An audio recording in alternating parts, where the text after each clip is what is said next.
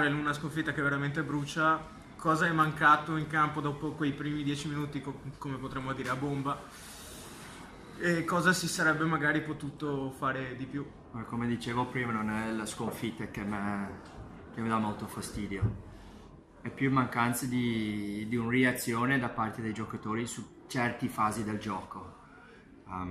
Tutto cambia nel rugby, ma su certe cose, combattimento, aggressività, l'intensità, quelle ci sarà sempre, se non l'abbiamo ci troveremo sempre in difficoltà contro qualsiasi squadra. Cioè, tu non hai visto quella fisicità nel gioco che magari ti aspettavi o... Aspettavo molto di più dalle mie squadre, devo essere onesto. Io a volte preparo le partite, sì, c'ero Vigo, non c'ero Vigo.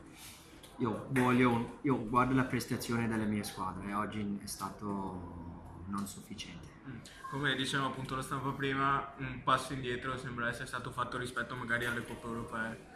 Quale secondo te può essere la soluzione per venire fuori da questo periodo buio che insomma sembra essere ripiombato su... Sì, abbiamo avuto un po' di diciamo, mesi difficili. Lavoro. Lavoro è l'unico modo per venire fuori da questa situazione. Non alziamo le bandiere bianche, assolutamente. È il momento veramente tutti di stringere i denti e lavorare. Io incluso, tutto lo staff, tutto Mogliano Re. Ok, ringraziamo Darrell Lagner, allenatore. Matteo Corazzi, capitano del rugby mogliano. Allora, come dicevo con Darrell, una sconfitta che certo brucia.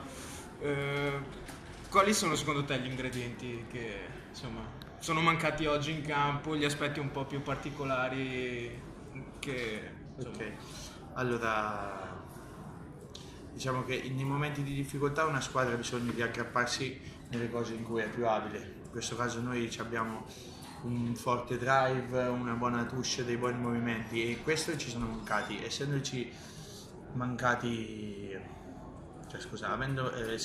i nostri punti di forza siamo andati un po' in confusione, c'è stato un po' di mercato, non siamo riusciti a reagire come squadra e Rovigo ci ha messo sotto fisicamente e quindi ci sono stati dei vari momenti di down dove noi abbiamo sbagliato difese, eravamo sempre in ritardo nei loro attacchi e ci hanno preso così, ci hanno segnato e è questo che abbiamo sbagliato secondo me. Ma quei 10 minuti iniziali in cui sembrava girare tutto bene...